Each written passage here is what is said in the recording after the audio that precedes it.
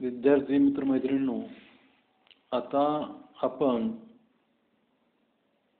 आपल्या केबी विषयांतर्गत प्रकरण 8व्याला सुरुवात करणार आहोत. प्रकरणाचं नाव आपल्या समोर डिस्प्ले झालेलं आहे, शोभिवंत झाडे, ऑर्नामेंटल प्लांट्स. तर या प्रकरणात आपण कोणकोणत्या बाबी पाहणार आहोत हे मी आपणासमोर सुरुवातीला या ठिकाणी सांगण्याचा प्रयत्न करतो.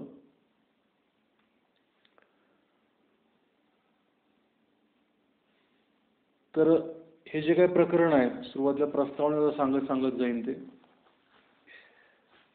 तर आपण जेव्हा एखाद्या ठिकाणी बाग, बगीचा, पार्क, गार्डन तयार करण्याचा प्रयत्न करतो, एखादी जागा सुशोभित करण्याचा प्रयत्न करतो, नैसर्गिकदृष्ट्या आकर्षक करण्याचा प्रयत्न करतो किंवा निसर्ग तयार करण्याचा प्रयत्न करतो, तेव्हा वनस्पतींचा समावेश त्या ठिकाणी होतो. एकदा वनस्पती असं आपण विचारात घेतलं तर त्यामध्ये अनेक प्रकार आले. हंगामीपासून अनेक वर्ष जगण्यापर्यंत, विविध रंगामध्ये, विविध छटांमध्ये, फुलं असणारी, नसणारी, मात्र आकर्षक असणारी, अशा अनेक वनस्पती त्या ठिकाणी समाविष्ट होतात. या सगळ्या वनस्पतींचा वापर आपल्याला खुबीनं करावायचा म्हटल्यानंतर, कारण आपल्याला जे काही उद्यान देखावे करायचे आहेत, जे काही अलंकार आपल्याला सजवायचे आहेत उद्यानामध्ये, ते वनस्पतीच्या माध्यमातून जेवढे आपल्याला ह्या अलंकाराची सजावट करावायची आहे, तर त्यासाठी उपयुक्त वनस्पती कोणती, त्यातली व्हरायटी चांगली कोणती, त्याचा रंग आपल्याला कुठला त्या ठिकाणी भविष्यात चांगला दिसेल, ह्याची इत्थंभूत माहिती आपल्याला असणं गरजेचं आहे. ह्याची डिटेल इन्फॉर्मेशन आपल्याला असणं आवश्यक आहे. आणि त्या अनुषंगानं या प्रकरणाचं समावेशन करण्यात आलेलं आहे. आणि तसे मग गट केले, तसे वर्ग केले, त्याला वर्गीकरण किंवा क्लासिफिकेशन म्हणून आपल्यासमोर ठेवलेलं आहे. तर हे कोणकोणते वर्ग आहेत मग? तर त्यामध्ये वर्षायू फुलझाड आहेत, अकाष्टीय कोमलखोड वनस्पती आहेत, झुडपं आहेत, वेली आहेत, उंच वाढणारी झाडं आहेत, कंद वनस्पती आहेत, कॅक्टस निवडून गटातल्या वनस्पती आहेत, सक्युलंट मांसलखोड वनस्पती आहेत, पान गटातल्या वनस्पती आहेत, गवत आणि बांबू आहे, पाण्यात वाढणाऱ्या वनस्पती आहेत, त्याच्याशिवाय पॉटेड प्लांट्स, अशा गटामध्ये या वनस्पतींचं वर्गीकरण आहे. हे जे काही एकूण गट आहेत, ह्या प्रत्येक गटाची माहिती आपण घेणार आहोत. त्याची आता सुरुवात आपण करूयात पहिल्या गटापासून, वर्षायू किंवा हंगामी फुलझाडापासून. तर व्याख्या.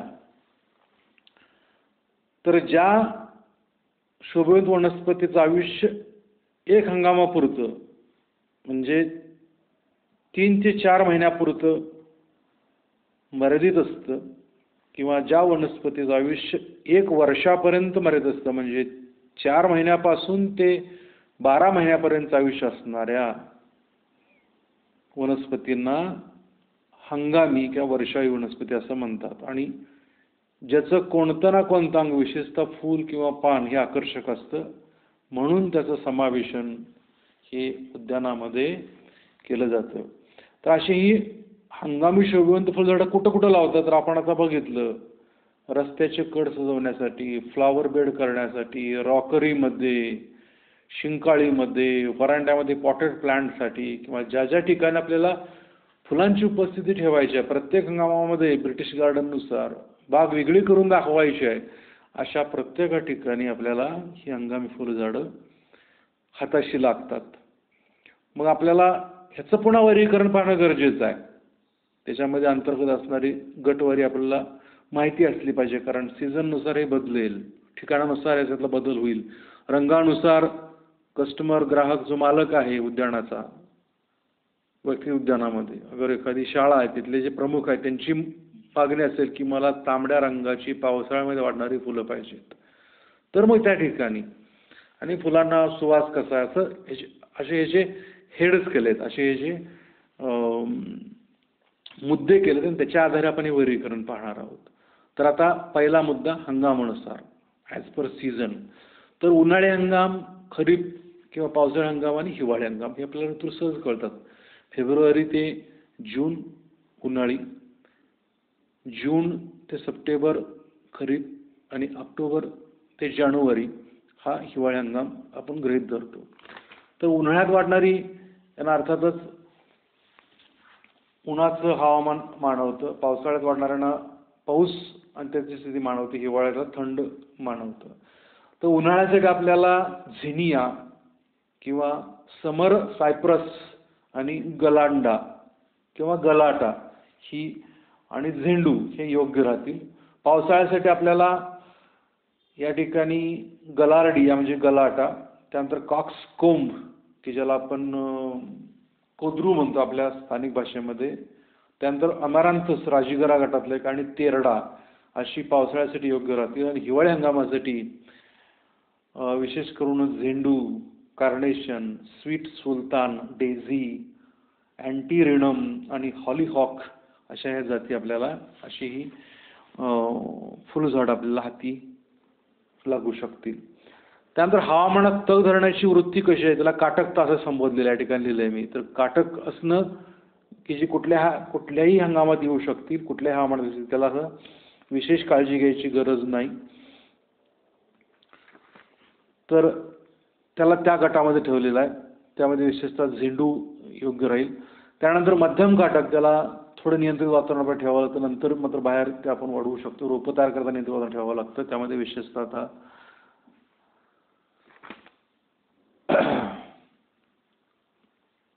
स्वीट सिल्तानसारखं असू शकेल. त्यानंतर नाजूक वर्षावी फुलझाडामध्ये की ज्यांना बाहेरच्या वातावरणामध्ये आपण लागवड करू शकत नाही, नियंत्रित वातावरणामध्येच बऱ्यापैकी याचं व्यवस्थापन करावं लागतं, तर ती नाजूक वर्षावी फुलझाडं असे हे या ठिकाणी 3 काटकतेनुसार केलेले उपगट आहेत. त्यानंतर फुलांच्या रंगानुसार पांढऱ्या रंगाची फुलं, त्यामध्ये ॲस्टर आहे, झिनिया आहे, डायंथस आहे. पिवळ्या किंवा नारंगी रंगाची फुलं त्याच्यामध्ये झिनिया, झेंडू, कॅलेंड्युला आहे. निळी, जांभळी, फिक्कट जांभळी, लॅव्हेंडर रंगाची फुलं याच्यामध्ये अझराटम आहे, ॲस्टर आहे, व्हर्बिना आहे, साल्विया आणि इबेरिस नावाची कॅन्डिडम असं म्हणतात. तर ही ह्या रंगानुसार असणारी ही फुलांचे प्रकार किंवा हंगामी वनस्पती आहेत. त्यानंतर लागवडीच्या ठिकाणानुसार रस्ते आणि वाफ्याच्या कडेने तर यामध्ये पोर्च्युलाका किंवा ॲझराटम येईल.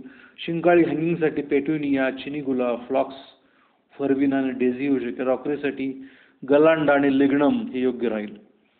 त्यानंतर फुलांना असणारा सुवास अर्थात सुवासिक फुलझाड याच्यामध्ये डायंथस, फ्लॉक्स, स्वीट पील. कमी सुवासिकमध्ये झेंडू, कार्नेशन येईल आणि सुवास नसणाऱ्यामध्ये बाल्सम, साल्विया आणि पेट्युनिया येऊ शकेल. अशा पद्धतीनं पहिली स्लाइड या ठिकाणी पूर्ण होते. त्यानंतर सावलीला प्रसाद कसा देतात ती, कशा पद्धतीने सावलीमध्ये ती वाढू शकतात, तर याच्यामध्ये अंशतः सावलीमध्ये थोडी सावली थोडं ऊन याच्यामध्ये फ्लॉक्स, साल्विया, व्हर्बिना येईल. आणि पूर्ण स्वरूप वाढणाऱ्यामध्ये की ज्यांना सावली खपत नाही, थोडा वेळ सावली ठीक आहे, माझं जर बराचसा काळ त्यांना हे ऊन लागतं, त्यामध्ये झेंडू आणि कार्नेशन येईल. अशा पद्धतीने हे वर्गीकरण आपल्या हाती असेल तर ते ठिकाण कुठलं आहे, हे उन्हामधलं आहे का सावलीमधलं आहे. त्यानंतर हंगाम कोणता आहे, हिवाळी आहे, पावसाळी आहे का उन्हाळी आहे. त्यानंतर रंग कुठल्या प्रकाराचा आहे का शिंकाळीसाठी पाहिजे, याच्यानुसार आपण याच्यामध्ये वनस्पती निवडू शकतो आणि मग त्याची लागण करणं अपेक्षित आहे. तर लागवड कशी करतात पुढचा मुद्दा, मुख्य मुद्दा आला. तर याच्यामध्ये हंगामी फुलझाडं याच्यामध्ये रोपं तयार करून घेऊन त्याच्यामध्ये स्थलांतर करणं गरजेचं आहे. तर ही सगळी प्रोसेस आपण टप्प्याटप्प्याने बघू. सुरुवातीला वाफा तयार करून घ्यावा, पुरेशी खुदाई करून त्यातले धासकटं, दगड, गोटे, काडी कचरा काढून टाकायचा आहे. जमिनीचा pH व्यवस्थित करून घ्यायचा, जमीन आमदमीचे चुना मिसळून घ्यायचा आहे, पुरेसं शेणखत घालायचं आहे आणि अर्थातच पुरेशी जमीन वाळवून ही सगळी व्यवस्थितपणे हलकं रोलिंग करून लागवडीसाठी हे सगळं ठेवायचं. लॉनच्या कडेने करताना वगैरे ही प्रत्येक ठिकाणी पुरेशी जागा पाहिजे मॉविंग करण्यासाठी मॉवरला. त्यानंतर फिरण्यासाठी जे काही रस्ते केले त्याच्या बाजूला ही लागवडीसाठी पुरेशी जागा पाहिजे. सरसनपणे 1 मीटर रुंदीचे वाफे आपल्याला करता येतील किंवा जागा कमी असेल तर तेवढं करता येईल. मिक्स बॉर्डर करायचं असेल तर त्या पद्धतीनं निवड करून ही लागण आपल्याला पूर्ण करता येईल. त्यासाठी सुरुवातीला रोपं तयार करणं. तर रोपं तयार करण्याची प्रोसेस जी आहे ती गादी व्यापार आपण करू शकतो किंवा पॉट ट्रेमध्ये करू शकतो, लाकडी ट्रेमध्ये करू शकतो, मातीच्या पॅनमध्ये करू शकतो. त्यासाठी एक भाग सुपीक माती घ्यावी, अर्धा भाग वाळू घ्यावा आणि एक भाग कुजलं शेणखत टाकून त्या ठिकाणी कॅप्टन ह्या बुरशीनाशकाची क्रिया करून मग त्याच्यामध्ये ओळीमध्ये बिया रुजू घालायच्या. ट्रेमध्ये करणार असतो तर पॉट ट्रेमध्ये प्रत्येक ठिकाणी, प्रत्येक खोबणीमध्ये, प्रत्येक जो खड्डा ठेवला आहे प्रत्येकाचा जो कप आहे म्हणूया आपण, तर त्यामध्ये एक बी टाकायचा आणि नंतर त्या ठिकाणी व्यवस्थितपणे माती आड करून किंवा कोकोपीट आड करून झारीनं पाणी व्यवस्थित देत राहायचं. अशा पद्धतीनं रोपं ही उगवतील. आपल्या गरजेपेक्षा 10% रोपं अधिक ठेवावी जेणेकरून आपल्याला नंतर गॅप फिलिंग करता येईल. त्यानंतर प्रिकिंग एक मुद्दा पुढचा दिला, स्थलांतर टप्प्यानं बघू आपण, तो मुद्दा पुढे येतोय. तर प्रिकिंग म्हणजे काही रोपांच्या मध्ये थोडी अंकुरण्याची प्रक्रिया झाली की पुढच्या वाढीसाठी आपण रोपं काढून दुसऱ्या ट्रेमध्ये घालतोय. म्हणजे एका ट्रेमध्ये वाळूमध्ये रोपं उगवून घ्यायची, अर्थात बिया उगवून घ्यायच्या, 2 पानावरती रोपं आले तर ती काढून पुढच्या वाढीसाठी पुढच्या ट्रेमध्ये घालायच्या. त्या ठिकाणी माती आणि वाळूचं मिश्रण असेल. तर ही जी काही एका ट्रेहून दुसऱ्या ट्रेमध्ये पुढच्या वाढीसाठी हलवण्याची पद्धत आहे रोपांना, त्याला प्रिकिंग असं म्हणतात. तर अशा पद्धतीनं गरजेप्रमाणे प्रिकिंग करून घ्यायचं, त्याला लेबल लावायचं आणि ही रोपं व्यवस्थित वाढवून घेतल्यानंतर मग 4 ते 6 पानावर आल्यानंतर वाफ्यावरती किंवा बागेमध्ये रोपं स्थलांतरित करायचं, रोपांचं स्थलांतरण. तर ज्या ठिकाणी आपलं रोपं स्थलांतरित करायचं वाफा आपण आधीच करून घेतलेला आहे, तर गादी वाफ्यावरील किंवा ट्रेमधील किंवा प्रिकिंग केलेली रोपं वाढल्यानंतर काढून घेऊन वाफ्यामध्ये लागवडीत करण्याच्या पद्धतीला स्थलांतरण असं म्हणतात किंवा पुनर्लागण असं म्हणतात.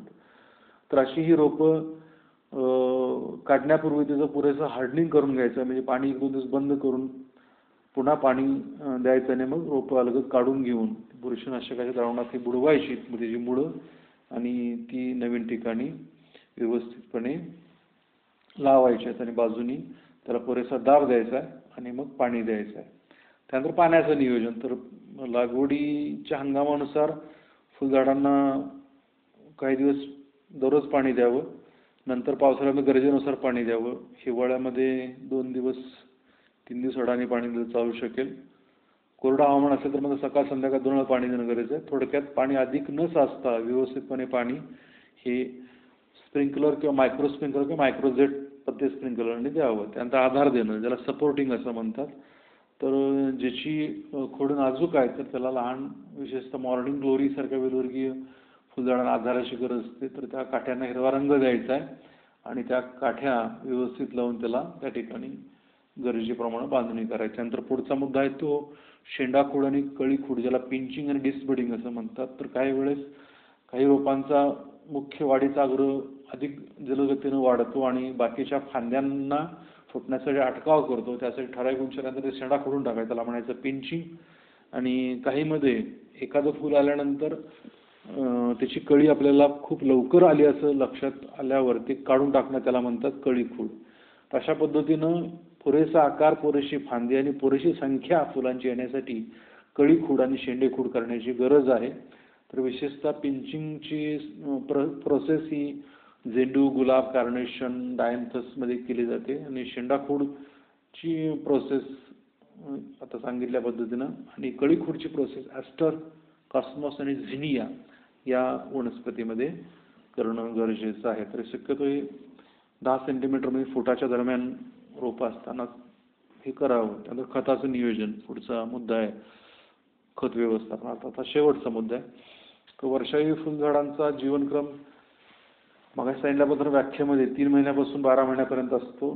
तर चांगली वाढ होण्यासाठी किंवा आकर्षक फुलं दिसण्यासाठी प्रति 10 चौरस मीटर भागासाठी 10 किलो शेणखत, 1 किलो नत्रस्फुरत पालाशची मात्रा द्यायची आहे. मातीतून खतही एकत्र मिसळून द्यायचे, मात्र कोणत्याही परिस्थितीत नत्र अधिक होणार नाही याचाही याचाही खबरदारीचा भाग म्हणून आपण बघायला नसेल तर फ्लॉवरिंग पुढं जातं. त्यानंतर इतर मुद्दे म्हणून काळजी म्हणून तणाचा बंदोबस्त करायचा, खुरपणी, त्यानंतर रोगट आणि निरुपयोगी भाग काढून टाकायचे फुलझाडाचे आणि गरजेप्रमाणे त्या ठिकाणी खेळती हवा कशी राहील हे बघायचं. वेळीच गॅप फिलिंग करायचं. त्यानंतर वाफ्याजवळ फुलझाडांचं नाव, व्हरायटी, प्लॅन्टिंग डेट वगैरे दर्शवणारी पाटी आपण जरूर त्या ठिकाणी लावा. येणारे जाणारे जे लोक आहेत, विशेषतः अभ्यास वृत्तीने येणारी लोक, तर ते या ठिकाणी निश्चित ह्या किंवा लहान मुलं ज्यांना उत्सुकता असते, क्युरियोसिटी असते, एन्थुझियास्टिक असतात, तर त्यांचं हे जरा नॉलेज पण त्यांना मिळू शकेल या अनुषंगानं त्या ठिकाणी बोर्ड्स लावावेत. आणि ही फुलझाडं बिया तयार करायची असतील तर मग बिया पाकू करून ठेवावी, नसेल तर वाळल्यानंतर काढून मग पुढचा वाफा करून व्यवस्थापन करावं. तर अशी हंगामी फुलझाडं बागेमध्ये आपण कोणकोणती घेऊ शकतो? ॲस्टर घेऊ शकतो. तर चायना ॲस्टर असं हे त्याचा उल्लेख आहे. तर तिन्ही हंगामात येऊ शकतो. पांढऱ्या, निळ्या, पिवळ्या, करड्या रंगात उपलब्ध आहे. बियापासून रोपं तयार करून आपण याचे स्थलांतर करू शकतो. याच्यामध्ये बुटक्या जाती आहेत, उंच जाती आहेत. याच्यामध्ये विशेषतः स्नोप्राईट, सनशाईन, जेनी, ट्रम्फ ह्या बुटक्या आहेत. तर जायंट, कॉमेट, ॲस्ट्रिच प्ल्यूम आणि अर्ली जायंट ह्या उंच जाती आहेत. तर अशा ह्या ॲस्टरचा उपयोग तुम्हाला करून घेता येईल. त्यानंतर झेंडू जर बघितलं तर टॅजस इरेक्टा ह्याच्यामध्ये उंच वाढणार आफ्रिकन आणि बुटका आहे तो फ्रेंच मेरीगोल्ड, असे 2 प्रकार उपलब्ध आहेत. ह्याच्याशिवाय हायब्रिड जाती पण आहेत. पावसाळी उन्हाळी हंगामात आपण लावू शकतो. गेंदेदार फुलं येतात. त्याच्यामध्ये भरपूर जाती आपल्याला त्या ठिकाणी उपलब्ध आहेत. एक अतिशय काटक प्रकार आहे. त्यानंतर कॉस्मॉस पुढचा आहे, ज्यामध्ये पिवळा आणि विशेषतः गुलाबी, जांभळा आणि काही प्रमाणात पांढरा असे 4 प्रकार तुम्हाला दिसतील. 1.5 फुटापर्यंत उंची येते. फुलदांडी म्हणून उपयोग करता येतो. मात्र आपण फ्लॉवर बेडसाठी प्रामुख्याने विचार घेणे. याच्यामध्ये fiesta, orange, flory, radiance, early golden crust, sensation अशा काही जाती प्रसिद्ध आहेत. त्याचा आपण उपयोग करून घेऊ शकतो. अतिशय काटक आहे. गाजर गवतासारखी पानं येतात आणि फुलं येईपर्यंत पानांचं पण खूप आकर्षण. फुलं आल्यानंतर तर अतिशय मनमोहक असा हा वाफा तयार होतो. त्यानंतर पुढचं अमॅरांथस म्हणजे राजीगर आपण ज्याला म्हणतो तशा गटातलं आहे हंगामी फुलझाड. तर याच्यामध्ये पावसाळी आणि हिवाळी आपण लागण करू शकतो. तर याच्या पानं अंडाकृती आणि लांब असतात, कड कातल्यासारखी असते. बिया लहान असल्यामुळे वाफ्यावर फेकून त्याची लागवड करू शकतो आपण. रोपं तयार करण्याची गरज नाही. उंची सरसनपणे 2 ते 2.5 फुटापर्यंत वाढते. याच्यामध्ये विशेषतः ट्राय कलर आणि कॉडॅटस अशा 2 या ठिकाणी प्रकाराने या नावाने जाती उपलब्ध आहेत. त्याचा उपयोग आपण जरूर करून घ्यावा. तर याला येणारी जी काही वेणीसारखी लांब अशी फुलं आहेत तर ते आकर्षणाचं काम करते. विशेषतः तांबूस रंगामध्ये उपलब्ध आहे, गुलाबी शेड्यामध्ये उपलब्ध आहे. त्याचा उपयोग आपण करून घ्यावा. त्यानंतर पुढचा प्रकार येतो डायंथस. नाजूक प्रकार आहे, हिवाळी हंगामासाठी उपयुक्त आहे. 15 ते 45 सेंटीमीटर उंची असते. सुटी आणि डबल अशा 2 प्रकारामध्ये चांदणीसारखी फुलं असतात. कड कातरली असते. विविध रंगामध्ये उपलब्ध आहे. त्यामध्ये विशेषतः गुलाबी, लालसर, जांभळा, भडक नारंगी, पिवळसर लाल, पिवळा आणि पांढरा असे प्रकार उपलब्ध झालेले दिसतील आपल्याला. रोपं तयार करून स्थलांतर पद्धतीनं याची लागण करावं असं या ठिकाणी सजेस्ट करेल. त्यानंतर पुढचा आहे तो कॉर्न फ्लावर किंवा बॅचलर्स बटन. तर विशेषतः याला वेगवेगळ्या नावाने ओळखलं जातं. गुलटूफ असं पण काही ठिकाणी उल्लेख याचा आहे. तर मुळात हिरव्या रंगामध्ये आहे. अलीकडं पांढऱ्या, गुलाबी आणि जांभळ्या अशा प्रकारात पण जाती विकसित केलेल्या आहेत. तर फुलांची दांडे विस्कळीतून वेडेवाकडे होतात. याच्यावरून हे नाव देण्यात आलं बॅचलर्स बटन. अभिवृद्धी बियापासून करतात. गाजराचं रोपं तयार करून त्यानंतर पत्तीनं लागण करावी. बिया पेरल्यानंतर 90 दिवसात त्या ठिकाणी फुलं येतात. ह्याच्यामध्ये blue diadem, julep polka dot, jubilee game अशा जाती प्रसिद्ध आहेत. त्यानंतर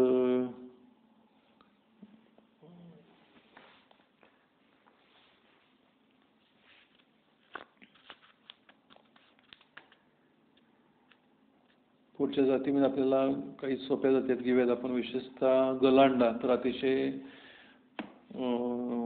काटक असं फुलझाड आहे. आपल्याकडे पिवळ्या रंगामध्ये पूजेसाठी जे वापरतात ते बियापासून रोपं तयार करून आपण लागवड करू शकतो. 1.5 फुटापर्यंत उंची वाढते. त्याच्यामध्ये गोल, पिवळी, केशरी, जांभळी निमिष रंगामध्ये उपलब्ध आहे. त्यानंतर जर्बेरा जेम्सनी बाहेर ग्रीन हाऊसला वापरतो ते व्हरायटी वेगळे, बाहेर येणाऱ्या पण काही व्हरायटीज आपल्याला उपलब्ध आहेत. तर 3 फुटावरती अंतर ठेवून ही आपण लागण करू शकतो आणि त्याच्यामध्ये रोपं तयार करून स्थलांतर पद्धतीने आपण लावावीत. ह्याच्यामध्ये विविध रंग उपलब्ध आहेत. एकेरी पाकळ्यांमध्ये, दुहेरी पाकळ्यांमध्ये त्याचा उपयोग करून घ्यावा. अशा वेगवेगळ्या जाती सांगता येतील. साल्विया ही अतिशय काटक आणि 3 हंगामामध्ये येणाऱ्या, पावसाळ्यामध्ये विशेष चांगली वाढ होते. सरसरणपणे 3 ते 3.5 फुटापर्यंत वाढू शकते. पाने लहान लंबगोल धुसर हिरवी असतात आणि त्यावरती फुल येतात. ह्याच्यामध्ये भडक, केशरी, लाल, निळसर, पांढरा आणि फिकट गुलाब असे प्रकार आपल्याला दिसतील. 1 फुटावरती आपण हे लावू शकतो. अशी विविध जाती आपल्याला निश्चित त्याचा उपयोग करून घेता येईल. आणखीन काही जाती आहेत, आपण ओघाने ते बघू. ठीक आहे. या ठिकाणी हंगामी फुलझाडांची लागवड हा एक महत्त्वाचा मुद्दा, मोठा गट याला संपलेला आहे. त्यानंतर दुसरा गट या ठिकाणी दिला तर अकाष्टीय बहुवर्षावी शोभिवंत फुलझाड येतं, हर्बेशियस पेरनिस असं म्हणतात. तर हे जे काही प्रकार आहेत तर हे मऊ नाजूक खोडाचे हे प्रकार आहेत. तर नेमकी व्याख्या सांगता येईल. मऊ नाजूक खोड असणारे आणि प्रत्येक वर्षी फुले येणाऱ्या शोभेच्या झाडाला अकाष्टीय बहुवर्षायू हर्बेशियस पेरनियल असं म्हणतात. त्याच्यामध्ये बहुवर्षायू तेरडा, बाल्सम, त्यानंतर जिरेनियम, सदाफुली अशा या वनस्पतीचा समावेश होतो. ह्याचं महत्त्व पहिल्यांदा सांगता येईल, व्याख्या सांगितली. महत्त्व आपल्याला आता बघता येईल. तर अकाष्टीय शोभेच्या वनस्पतीचं खोड मऊ आणि सुंदर असं दिसायला, तर याचा वापर बऱ्याचशा बागेमध्ये सुशोभनासाठी केला जातो. बहुवर्षावी असल्यामुळे प्रत्येक वर्षी लागवडीचा खर्च येत नाही. लागवड करणं, निगा राखणं सोपं आहे. फुलावर राहण्याचा कालावधी मोठा असतो. बहार संपल्यावर पालवी सुद्धा शोभून दिसते आणि लागवड जमिनीवर किंवा पॉटेड प्रकारामध्ये करता येतं. तर ही झाडं काटक असतात. अभिवृद्धी बिया, कोवळी छाटं, पान छाटं, मूळ छाटं म्हणून यापासून करता येते. घरासमोर उद्यानातून विशेषतः या फुलझाडाची हमखास लागवड आपल्याला दिसून येते. त्याच्यामध्ये पहिला प्रकार जो दिलाय तर बहुवर्षावी तेरडा, म्हणजे आता गौरीची फुलं आपण ज्याला म्हणतोय तर तो प्रकार आहे. तर याच्यामध्ये पूर्ण झाड मृदू आणि मांसल असतं. पानं लंबगोल आणि लांब असतात. पानांचा रंग पोपटी आणि त्यावर पांढरट डाग असतात. काहीमध्ये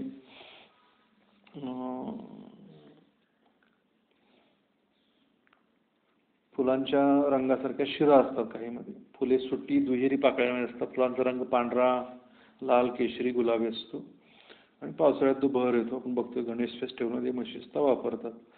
तर तेरड्याच्या आणखीन काही नवीन जाती उन्हाळा, हिवाळा आणि पावसाळ्यात 3 हंगामामध्ये येणाऱ्या. त्याच्यामध्ये विशेषतः न्यू गिनी ही जात बहुवर्षीय असून त्याला आकर्षक फुलं येतात. कमी सूर्यप्रकाश चांगल्या पद्धतीने वाढते. वाफ्यामध्ये टोकून किंवा पॉट्रेमध्ये ही रोपं तयार करून घेता येतील आणि त्याची पुनर्लागवड 1 फूट अंतरावरती करायची आहे. तर अशा पद्धतीने अतिशय चांगला असा देखावा सावलीत सुद्धा चांगल्या पद्धतीने वाढून येऊ शकतो. उन्हात तर येतो.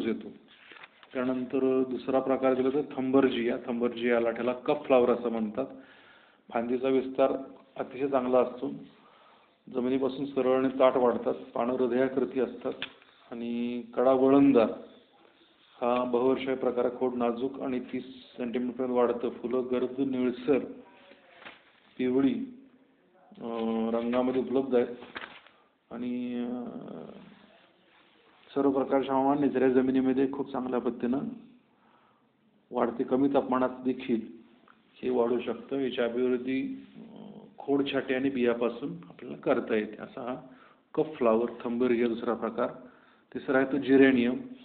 तर याच्या पानांना चुरल्यानंतर कच्च्या कैरीसारखा वास येतो. पेलार्गोनिया असं याला इंग्लिशमध्ये म्हटलं जातं. तर हा जिरेनियम पॉटेड प्लांट प्रकारात आपण शक्यतो घ्यावं. वाफ्यात सुद्धा लावता येतो. फांद्या मऊ असतात, नंतर वय वाढत तसं कठीण होतात. छाटकणापासून वाढवता येतं. फुलांचा रंग लाल आणि गुलाबी झुपक्यामध्ये येणार आहे आणि कमी तापमानात वाढू शकतो. मध्यम तापमानात वाढ चांगल्या पद्धतीने होते. सूर्यप्रकाशाला विशेषतः मानवतो. पानं सुवासिक मी आता या ठिकाणी सांगितलं. तर मोठ्या आकाराची पानं व्हेरिगेटेड अशा प्रकारामध्ये ही जी उपलब्ध आहे. तर याच्यामध्ये 3-4 प्रकार आहेत. त्या उपप्रकारात जाण्याची फारशी गरज नाही. आता पुढचा आहे तो गोल्डन रॉड. ह्याला सॉलिडॅगो डेझी असं म्हणता येईल. तर याच्यामध्ये अनेक प्रकार आहेत. ह्याची उंची 3 फुटापर्यंत पासून ते 5 फुटापर्यंत वाढते. पानं अरुंद 3 ते 6 इंच लांब असतात. पानाचा वरचा भाग खरबरीत असतो. खोडावरती भरपूर फांदे असतात. फांद्यावर लव असते. फुले सोनेरी पिवळ्या रंगाची पेस्टसारखी असतात. फुलांची पुष्पमंजरी दाट आणि पिरॅमिड आकारामध्ये असते. फुलं सप्टेंबर-ऑक्टोबर महिन्यामध्ये फ्लॉवरिंग येतात आणि अंशतः सावली फुलझाडाची वाढ चांगली होते. ही मुनियापासून वाढवते. म्हणजे जे काही वनस्पती वाढीच्या बाजूला येणारे फुटवे ते काढून लावलं तरी येऊ शकते. याच्यामध्ये अनेक जाती आहेत. मुख्य 2 रंग आहेत ते सोनेरी आणि दुसरा आहे तो निळसर आहे. याच्यामध्ये विशेषतः आता जातीची नावं सांगता येतील. क्राऊन ऑफ रेज्यू, गोल्डन मोसा, लेमोअर, गोल्डन विंग्स आणि गोल्डन थंब अशा ह्या जाती आपल्यासमोर सांगता येईल. आणि शेवटचा प्रकार यातला आहे तो सदाफुली. हा समजण्या जातीचे सोपा आहे. विन्का अल्बा आणि विन्का रोझिया असे 2 प्रकार आहेत. उंची 30 ते 50 सेंटीमीटर. बियापासून रोपं तयार करून स्थलांतर पद्धतीनं वाढवावं. बियात पडून सुद्धा येऊ शकतो. अतिशय काटक आहे. वाफ्यावर 1 फूट बाय 1.5 फूट अंतरावरती आपलं लागण करता येईल. ही व्याघ्र रंगाची आणि लंबगोल पद्धतीची पानं. पानाची मध्यशीर पांढरी जवळ वर्ष फुलं येतात म्हणून त्याला सदाफुली नामांकन आहे. फुलांचा रंग पांढरा आणि गुलाबी प्रामुख्याने दिसेल आणि कमी तापमान 50 डिग्री फॅरनहाईटला वाढवते. तर बियापासून वाढवतात. हे स्पष्ट आपल्याला मी आता आधी सांगितले.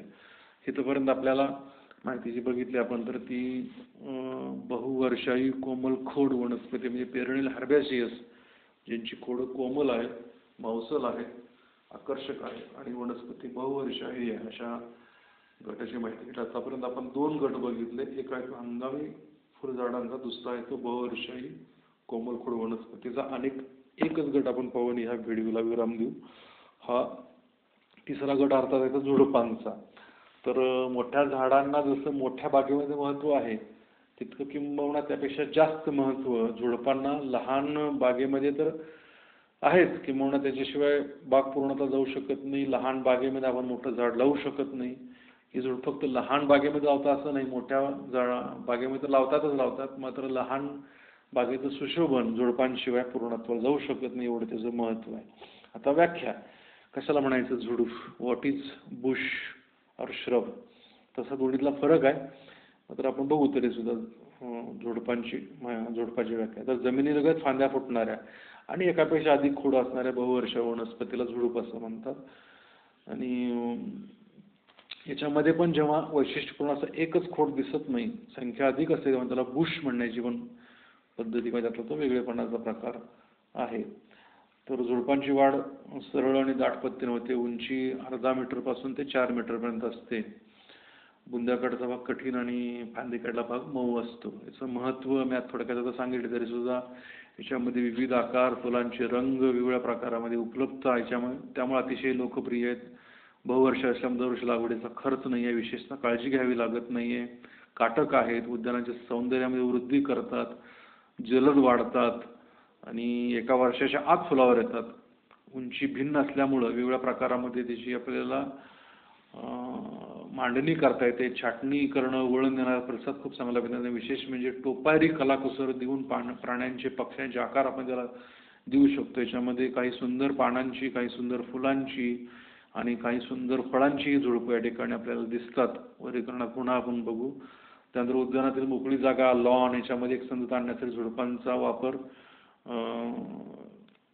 चांगल्या पद्धतीनं करता येईल. उद्यानात एक भाग दुसऱ्या भागापासून वेगळा करण्यासाठी झुडूप उंच आडव्या प्रकारामध्ये ड्युरांटा, खुरट्या प्रकारामध्ये लँटेन आपल्याला वाढवता येईल. तर कुंपणासाठी पण झुडपांचा उपयोग अतिशय म्हणजे सजीव कुंपण करणे अतिशय उपयुक्त असा होऊ शकतो. फुलांमधील विविधता, सोपी लागवड, सोपी छाटणी, हवी तशी उंची ठेवता येणं हे याचे महत्त्वाचे मुद्दे आहेत. ह्याच्याशिवाय उद्यानाला मोहकता आणणं, आकर्षकता आणणं, सौंदर्यामध्ये वृद्धी करणं यासाठी झुडपांची लागवड करतात. त्याच्याशिवाय उद्यानाची सीमा निश्चित करण्यासाठी कुंपणाची भूमिका आहे. अनावश्यक भाग झाकण्यासाठी कंपोस्ट, खड्डे वगैरे झाकण्यासाठी झुडपं उपयोगी पडतात आणि विभाजन करण्यासाठी उपयोगी पडतात. मी आता ऑलरेडी बोललोच. वर्गीकरण आता पुढचा भाग आहे. त्याच्यामध्ये दिखाऊ भागानुसार वर्गीकरण म्हणजे कोणता भाग आकर्षक आहे. शोभिवंत फुलांची, तर ह्याची फुलं शोभिवंत आहेत. बोगनवेल, गुलाब, रुक्मिणी. शोभिवंत पानांची, ह्याची पानं फक्त आकर्षक आहे. क्रोटॉन, मोरपंखी, ड्युरांटा. शोभिवंत पानांनी फुलं दोन्ही आहेत, तर बोगनवेल, कोडियम म्हणजे क्रोटॉन दोन्ही आहेत त्याचं. सुवासिक फुलांची, रातराणी, आनंद ही सुवासिक फुलांची आहेत. त्यानंतर बारीक सुंदर फळांची, याच्यामध्ये ड्युरांटा, करवंद, कॉफी ह्याची फळं पण तेवढीच आकर्षक असतात. त्यानंतर सावलीच्या प्रतिसादानुसार कशी आहेत, तर भरपूर सूर्यप्रकाश वाढणारी, याच्यामध्ये अकॅलिफा, रातराणी, अबोली. इरॅन्थिमम ह्याला पूर सूर्यप्रकाश सावलीमध्ये वाढणारी, याच्यामध्ये मुसांडा, त्यानंतर मॅग्नोलिया आणि क्रोटॉन सावलीत वाढतात. अंशतः सावलीमध्ये, काही काळ ऊन काही काळ सावली अशा ठिकाणी अबोली, इरॅन्थिमम, जट्रोफा आणि मुसांडा अशी ही प्रकार या ठिकाणी सांगता येतील.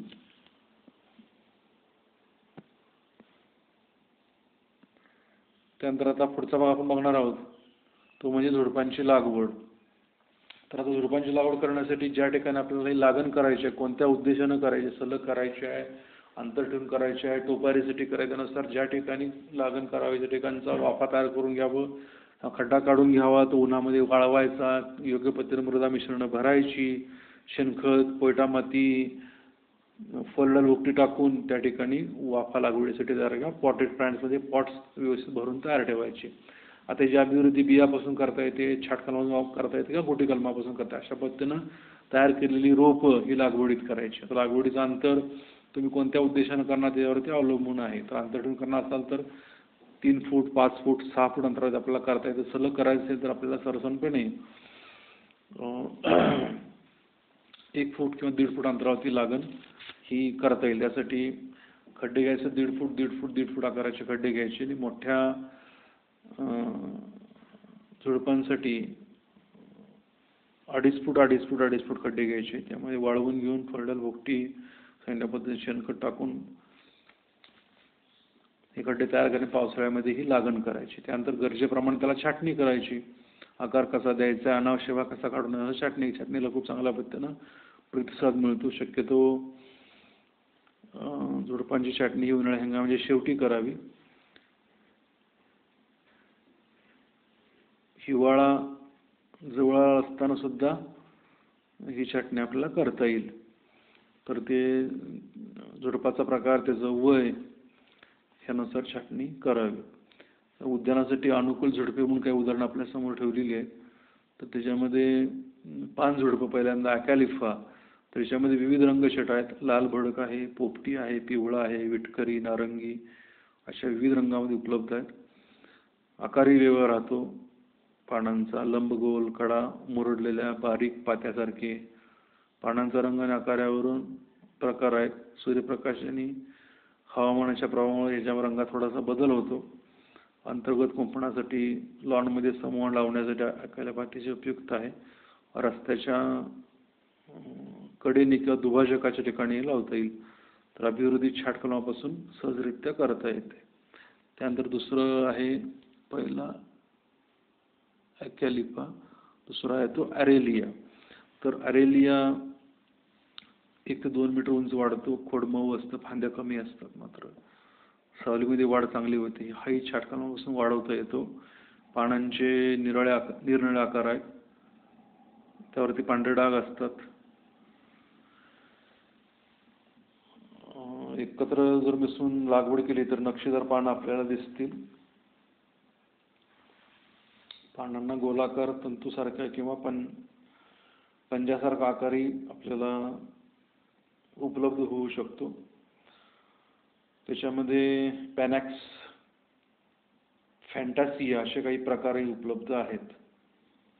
तर त्याचा आपण जर खुबीनं वापर केला तर हे खूप चांगल्या पद्धतीनं वाफा होऊ शकतो किंवा ताटवा होऊ शकतो आणि पॉटेड प्लांटसाठी तर अतिशय उपयुक्त आहे. त्यानंतर क्रोटॉन, तर याच्यामध्ये अनेक प्रकार उपलब्ध आहेत. तर 1 ते 3 मीटर उंच वाढतं, खोड कठीण असतं, उठावदार विविध रंगामध्ये पानांची उपलब्धता आहे. ठराविक काळानंतर फुलंही त्याला येतात. क्रोटॉनची पानं लांब आंब्यासारख्या पानासारखी, लंबगोल, मोठी, आखूड, रिबनसारखी, स्क्रूसारखी, बदकाच्या पायासारखी, गवताच्या पातीसारखी अशा अनेक प्रकार उपलब्ध आहेत. रंगामध्ये लाल, विटकरी, पिवळा, हिरवा असा उपलब्ध आहे. तर याच्यामध्ये छाटकलमापासून अभिवृद्धी करता येतं, गुटी कलमही करता येतं. उष्ण आणि दमट हवामानात क्रोटॉन उत्तम वाढतात आणि त्याचे रंग देखील अतिशय चांगल्या पद्धतीनं खुलतात. त्यानंतर इरॅन्थिमम, तर इरॅन्थिमम नर्व्हसम असं शास्त्रीय नाव आहे. झुडपाची उंची 1 मीटरपर्यंत असते, विस्तार मर्यादित असतो. पानं थोडीफार शंकरपाळीच्या आकारासारखी असतात, लांबट चौकोनी. पानांचा रंग विटकरी असून त्यावर पोपटी, हिरवट, पांढरे किंवा पिवळ्या रंगाचे डाग असतात. काही प्रकार हिरवी पानं आणि पिवळ्या शिरा किंवा पिवळ्या शिरा आणि हिरवी पानं अशी हिरवी शिरा, पिवळी पानं हिरवी शिरा अशी छटा पण या ठिकाणी दिसते. यांची एकत्र लागवड करण्यासाठी किंवा हिरवळीच्या कडेने सावलीमध्ये लावण्यासाठी उपयुक्त आहे. तर अशी शोभवंत पानांची, त्यानंतर झुडपांची मोठी यादी आहे. थोडक्यात त्या ठिकाणी सांगतील. आता अकॅलिपाची माहिती सांगितली. ॲडेनियम हे दुसरं झुडूप आहे, तर 2 मीटरपर्यंत वाढतं. मुळाकडची बाजू गोलाकार फुगीर, याला नॅचरल बोन्साय असं पण म्हणतात. झुडपांची पानं लहान लंबगोल आकार असतात. झुडपं फुलं नळीसारखी येऊन एकत्रित येतात. फुलांचा रंग नारंगी किंवा लालभडक असतो. मे ते ऑक्टोबर दरम्यान फुलं येऊन त्याच्यामध्ये कापसासारखे धागे असणारे आतमध्ये लहान बिया असतात. बियापासून याचा अभिवृद्धीसाठी उपयोग करता येतो. नैसर्गिक बोन्साय म्हणून उल्लेख याचा अतिशय प्रसिद्ध आहे. पॉट कल्चरसाठी किंवा वाफ्यामध्ये आपल्याला लावता येईल, केर लागवडीसाठी उपयुक्त आहे. तर ॲडेनियम. त्यानंतर शंकासूर, ज्याला संकेश्वर असं पण उल्लेख आहे ठिकाणी. सिझाल्पिनिया पल्चेरिमा, तर 1.5 मीटर ते 3 मीटरपर्यंत उंची, एक आकर्षक झुडूप आहे. हलक्या जमिनीतही कमी पाण्यामध्ये चांगल्या पद्धतीने वाढतं. संयुक्त पानं असतात गुलमोहर सारखी आणि नारंगी, पिवळी, लाल, पिवळी आणि पिवळी अशा 3 प्रकारात त्याची उपलब्धता आहे. छाटकलमापासून आपल्याला रोपं येतं, पण तो बिया येतात चांगल्या, तेव्हा बियापासून जरूर आपण त्याचा रोपाचा वापर करावा. आबोली, तर 2 फुटापर्यंत वाढणारी, याच्यामध्ये 4 प्रकार आहेत फुलांचे. गव्हाच्या लोंबीसारखी रचना असते. फुलांच्या तोरांची एकामागे फुलं उमलतात. आबोली, केशरी, पिवळा असे 3 मुख्य प्रकार आहेत. पांढरा काही ठिकाणी दिसून येतो. हलक्या जमिनीत पण चांगल्या पद्धतीने येतो. वर्षभर फुलांचा बहार येतो. बियापासून किंवा फांदीपासून रोपं तयार करता येतात. त्यानंतर अनंत पुढचं, तर गार्डेनिया फ्लोरिडा असं शास्त्रीय नाव आहे. 2 मीटरपर्यंत उंच वाढतं. हिरवीगार आणि चमकदार पानं असतात. झुडपाला जुईसारखी सुवासिक पांढऱ्या रंगाची मोठी फुलं येतात. आपण पूजेसाठी होतो. आणि पावसाळ्यामध्ये बहार येतो. वर्षभर थोड्या प्रमाणात फुलं येत राहतात. बंगला, मंदिर, नैसर्गिक उद्यान अशा ठिकाणी झुडूप लावलं जातं. अभिवृद्धी गुटी कलम किंवा छाटकलमापासून आपण हे करू शकतो. त्यानंतर पुढचं दिलंय ते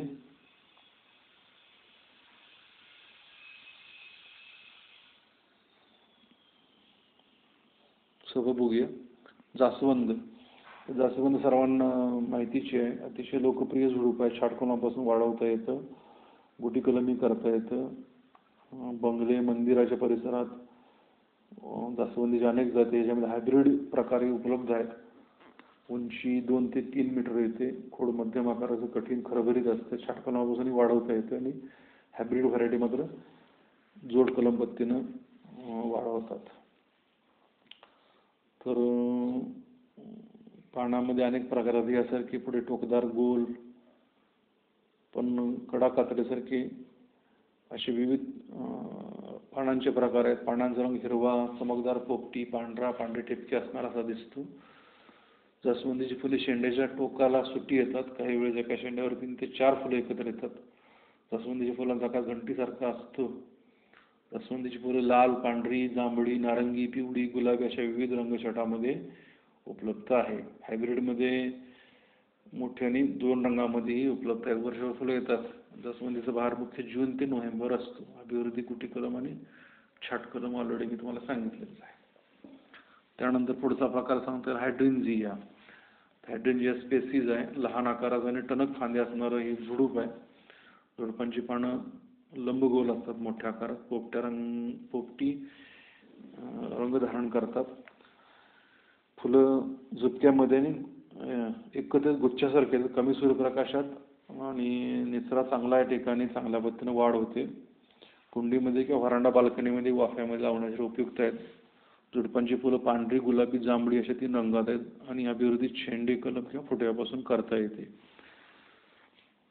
त्यानंतर ॲक्झोरा, पुढचं रुक्मिणी. तर 1 फूट ते 10 फुटापर्यंत उंची आहे. पानं हिरवी रंगाची लंबगोल. गुच्छामध्ये फुलं येतात. नारंगी, गुलाबी, लाल, पांढरी, पिवळी अशा विविध रंगात वर्षभर फुलं येतात. मुख्य बहार पावसाळ्यात असतो. अभिवृद्धी गुटी कलम आणि छाट कलमापासून. त्यानंतर पुढचा येतो मोगरा. छाट कलमात वाढवता येतो. लोकप्रिय झाड आहे. उंची 1 ते 2 फुटापर्यंत असते. छाटणी करून आपण मर्यादित ठेवू शकतो. मोगऱ्याची फुलं सुट्टी 2-4 अशा समूहामध्ये येतात आणि अतिशय आकर्षक मांडणी आणि मनमोहक सुवास असणारी ही फुलं आहेत. तर बहार फेब्रुवारी ते जुलै असा असतो. ह्याच्यामध्ये मदनबान, कुंदा हे प्रकार छाटकलमापासून सहजपणे वाढवता येतात. त्यानंतर पुढचा झुडपाचा प्रकार सांगितला तो घाणेरी, लँटेना. तर जंगली झुडूप आहे. विविध रंगात उपलब्ध आहेत. 1 ते 2 मीटर उंच वाढतं. छाटकलमापासून वाढवता येतं. बियापासूनही वाढवता येतं. फांद्या कठीण, थोड्या काटेरी, लवचिक असतात. पानं हिरवी, आखूड, लंबगोल, खरबरीत असतात आणि विशिष्ट प्रकारचा उग्र दर्प असतो म्हणून त्याला घाणेरी असं म्हटलं जातं. आता फुलं गुच्छामध्ये आणि रॉक गार्डन व्हरांड्यामध्ये आपण हे वापरू शकतो. त्यानंतर पुढचं दिलं ते झुडूप ते कणेरी. तर नेरियम स्पेसीस बियापासून वाढवता येतं. याच्यामध्ये कमी उंचीपासून ते जवळजवळ 4.5-5 फुटापर्यंत वाढणारी व्हरायटी तुम्हाला दिसेल. टोकदार पात्यासारखी पानं, चमकदार हिरवा रंग असतो. पाकळ्या, फुलांच्या पाकळ्या एकेरी दुहेरी असतात. सुटी झुपक्यामध्ये फुलं येतात. दुहेरी पाकळ्यांची फुलं लांब देठावर येतात. फुलांचा रंग गुलाबी, लाल, पिवळा,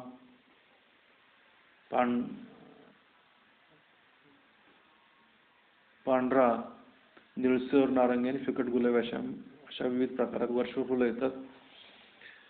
हलक्या जमिनीत चांगल्या पद्धतीने वाढतं. एप्रिल महिन्यात पसरणाऱ्या फांद्या छाटून वाढ मर्यादित करता येते. नवीन फुटीवरती बहार घेता येतो. अभिवृद्धी छाटकलमापासून किंवा बियापासून करता येते. अशा पद्धतीनं कणेरीची माहिती आपण घेतली. पुढचा आहे तो चित्रक, प्लंबॅगो म्हणतात. 1 मीटरपर्यंत उंची येते. छाटकलमापासून वाढवता येतं. फांद्या लांब, लवचिक असतात. पानं आखूड, लंबगोल, लहान, हिरव्या रंगाचे असतात आणि फुलं झुपक्यामध्ये येतात. वर्षभर बहार असतो. पिवळसर, पांढरा आणि गुलाबीचे 3 प्रकार आहेत. उद्यानातील बंगला, उद्यान, कोपरा सजवण्यासाठी उपयोग त्याचा चांगल्या पद्धतीनं करता येईल आणि फांदी किंवा छाटकलमापासून वाढवता येईल. फुटव्यापासून सुद्धा याची अभिवृद्धी करता येते. चित्रक. त्यानंतर पेंटास पुढचा येतो. तर पेंटास हे 1.5 फुटापर्यंत वाढणारं लहान झुडूप आहे. बंगला, आखणीबद्ध उद्यानामध्ये उपयुक्त आहे. फांद्या लांब आणि लवचिक असतात. पानं लंबगोल आणि फुले शेंड्याच्या टोकाला गुच्छामध्ये येतात. याच्यामध्ये अनेक रंग आहेत. गुलाबी, निळसर, लाल आणि पांढरा. कमी सूर्यप्रकाश आणि पाण्याचा निचरा असणाऱ्या ठिकाणी चांगल्या पद्धतीने वाढ होते. वर्षभर फुलं येतात. वाफा, रॉक गार्डन, कोपरे सजवण्यासाठी, हिरवळीच्या कडेनी आणि कुंड्यांमध्ये लावता येईल. छाटकलमापासून आपला अभिवृद्धी करता येते. त्यानंतर पुढचा आहे तो मुसांडा. त्याच्याचबरोबर रसेली आणि टिकोमा अशा काही तुम्हाला या ठिकाणी थोडक्यात सांगता येईल. तर त्याही जाती उपयुक्त आहेत. रसेलिया ही गवतासारखी वाढणारी झुडूप वनस्पती आहे. काडीसारखी फांदी असते आणि लहान पानं असतात हिरव्या रंगामध्ये. लाल भडक शेंद्री रंगाची फुलं येतात. रॉक गार्डनसाठी, कोपरा सजावटीसाठी, कुंड्या, बास्केटमध्ये, धबधब्याच्या ठिकाणी रसेलिया अतिशय उपयुक्त आहे. तर टिकोमा पिवळ्या रंगाची फुलं, टिकोमा गवडी शेवडी असं म्हणते त्याला.